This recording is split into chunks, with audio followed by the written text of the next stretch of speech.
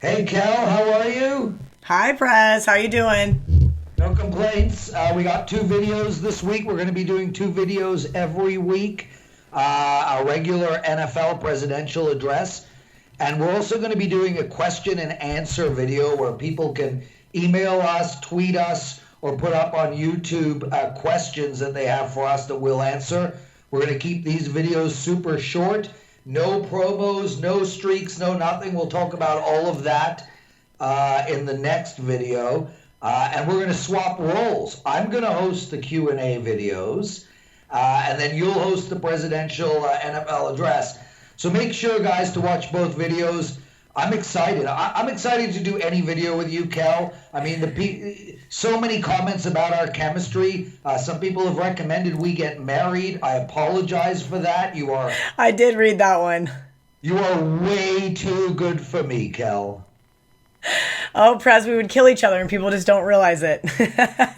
I would try to tell you what to do and you would tell me to fuck off and you would try to tell me what to do and we already know what would happen there. Well said. So let's get into it. So guys, you can email us questions. Email me, Prez at WagerTalk.com. We don't want you to inundate Kelly because I was going to say, somebody's just going to email me dick pics. That's what's going to happen.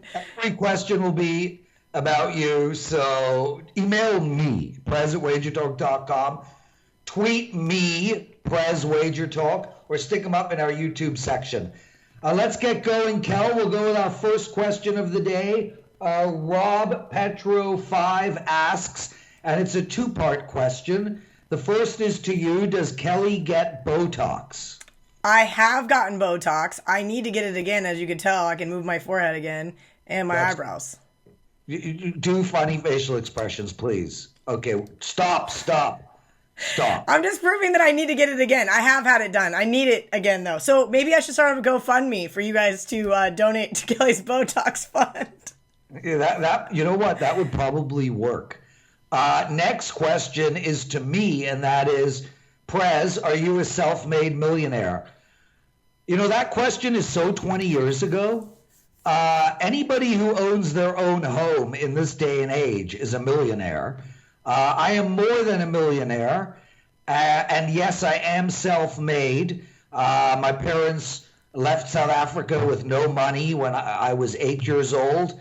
They did okay in life. We lived in the middle class, but I have done very well in life, largely due to sports betting, and I used to own a website called whotobeton.com, which we're going to be relaunching at some point in the next few months, as well as WagerTalk. And I've done some consulting along the way, and I've had my own e-commerce business as well, and I've done some investing in private equity deals. So I have done well in life, but it's largely due to luck and hard work and not smarts. Luck and hard work are really the key to everything. So there's the answers to those questions. The next question, Kelly, is to you and you alone. It is from Elma Peckerwood. That cannot be a real name. I'm going to go ahead and guess it's not. Yeah. Well, Elma writes, "Hey, Kelly, I'm an old woman. Would you marry me? I have a large hog farm in Iowa." So, just for the record, none of these are rehearsed, but I did go through some of the YouTube questions and I saw this one.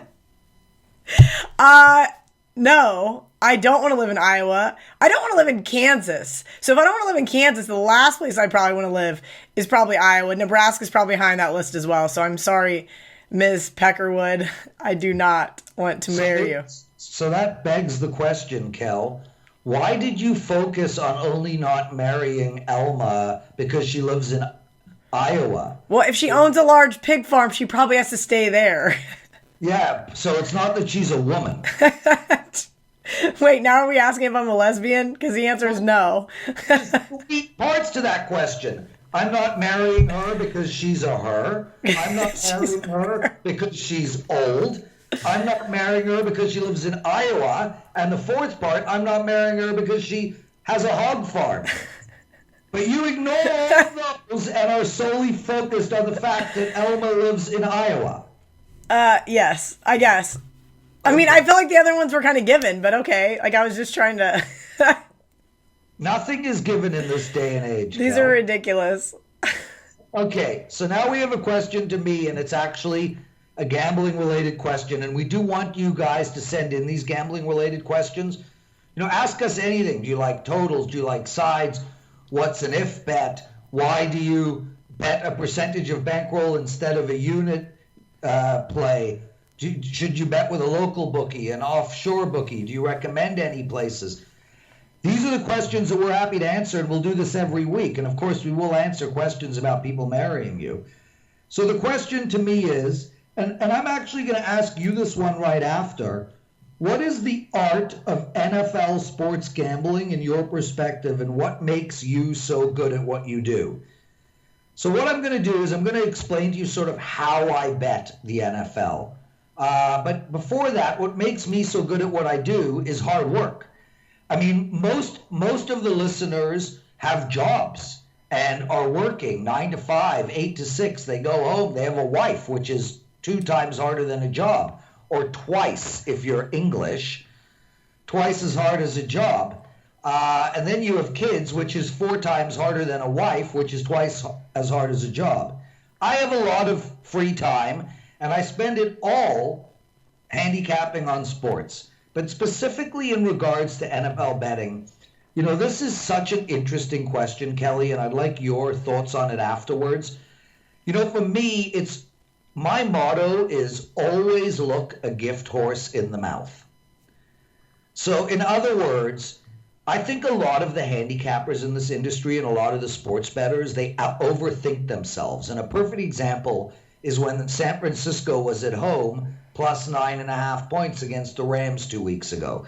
Here you have a team at home. They're playing good. They look great against Green Bay. You know, they're getting all these points. They're going to cover against the Rams. For me, I didn't bet on this game, but I'm not going to put my money on bad teams, no matter what the line is. I literally don't bet bad teams. What I like to do is bet good teams that are short favorites or short dogs. So I like to bet teams like the Rams and the Saints and Minnesota, San Diego, the Pats, the Steelers. I don't bet. If you've been following my plays all year, I haven't put one bet out on a San Fran or an Arizona, you know, or a Cleveland.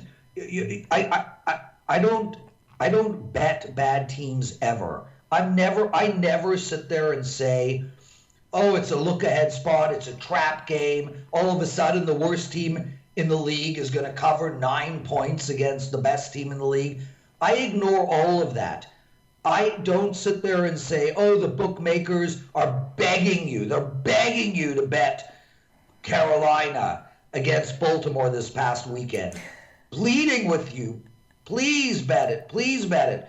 So therefore, I overthink myself and don't bet it. No, Cal, I look a gift horse straight in the mouth. And I pound Carolina, which is what I did, and it won. So that's sort of how I attack NFL sports betting. I stay on good teams. Go ahead. And you? So I'm a little bit different than you. I know we've talked about this several times. You hate trends. Certain teams, I think, supersede that. Certain teams, like the Patriots last night, let's use for example. I do a daily show on a national network, and they were like, you have to be, Kelly. You love the primetime home dogs. You have to be on the Bills. Well, actually, no, I don't, because the Bills are, like you mentioned, a terrible team. And what ended up happening? Late touchdown. I stopped watching. Was it an interception, I believe? Derek Anderson. And guess what? They didn't cover 2 freaking touchdowns at home. And that is something, like you said, I agree with. Do not bet bad teams. I don't care how many points you're getting. They're bad teams. And that goes for me as well through college. Ralph Michaels and I talked a couple weeks ago. I don't bet top 25 or below or bottom 25 teams in the college football league because teams like UTEP are just decimated. Teams like Bowling Green, like if I can't name 5 players on a team, I don't really want to be betting them. So there's a lot of different things that go into my handicapping style, but first and foremost, it's numbers. Second, and like you said, last week with the Panthers, I was all over the Panthers as well. That was the only game I was not beating my head against the wall that I bet. It was one of those just nice, easy winners that got there. And you're right. I didn't overthink it. All I said was, you know what? The Ravens are off this loss to the Saints. Panthers had this great fourth quarter comeback. You know what? I'm going to roll with the Panthers at home. They've covered 5 of their last 7 at home. All right, done deal. And you're right. That was the least overthought game. So I think that's something to consider as well. People, it's a kind of a cheesy saying, but think long, think wrong. If you start to overthink a game, just stay away from it. Right. Okay, 2 more quick questions. They're both to you. The first one is from Joshua Donaldson, I guess otherwise known as Josh Donaldson.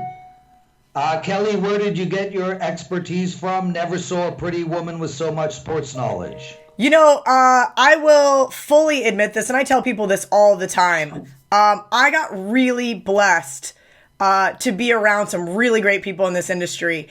And the more people I've surrounded myself with, the more I've gotten to learn. 2012, I hit an 85-1 parlay with no help from anybody but myself. Let's call it luck, as you mentioned. That goes a lot into becoming successful. You need a little bit of luck. I hit that parlay, and I got to surround myself around some really smart guys in the industry who said, you kind of know what you're talking about here, but let us help you. Let us mold you. And I think being able to be a sponge over the last 6-7 years and it really absorb this industry has made me so much better at handicapping games, so much better as a sports bettor, so much better as even just doing stuff like this, like videos. I remember the first time I started doing videos, I would just laugh in front of the camera. I'm not this like sexy girl that could stand up there in a jersey. We would just, me and the camera guy would just stand there and make fun of each other. And somehow he would splice together these videos and be like, you're funny. And I'm like, oh, I didn't know. You know, you just have to really just immerse yourself in the industry. So that begs the question. It wasn't luck being pretty? Well, of course. If I was ugly, do you think these guys are going to rush out and help me? Listen, yeah. I've had this conversation with so many people. If I was an ugly guy, I would still be on the message boards on some shitty sports betting website begging people to follow my bets. Point blank, period, the end. And I'll admit that all day. Cal, I just realized that we've done this show with me on my default microphone instead of my good microphone. So if people are listening, my apologies, but we're not going to go back and redo it. You kill me sometimes. I should have probably had you double check that. Okay, last question, Kelly. Has any famous person ever asked you out? Yeah. I mean, they're not really that good of famous. I guess a couple have been pseudo-famous, but I don't want to like name drop. It's weird. One of them, I got on his Instagram. I was working at a nightclub, and I got on his Instagram, and he had a girlfriend, and I'm like, you're a loser, but of course you're in Vegas, and I was his waitress at the nightclub. Needless to say, he spent like $20,000 on champagne, so kind of was like one of those, he thought he was entitled to a date. I made fun of him, and we're still friends, but I don't want to call him out on video. And then another guy is an Olympian, and he asked me out, and I go in the back, and I tell all these other girls, and they're like, Kelly, he's asked out like 6 of us tonight to dinner, and I'm like, oh, I guess I'm not special. Kel, we all think you're special, and we're lucky to have you. That's it for the video, guys. Make sure to email, tweet, or put up on YouTube some questions for us for next week, and I apologize about the microphone. I'll have it working for the presidential NFL address, which we're going to start.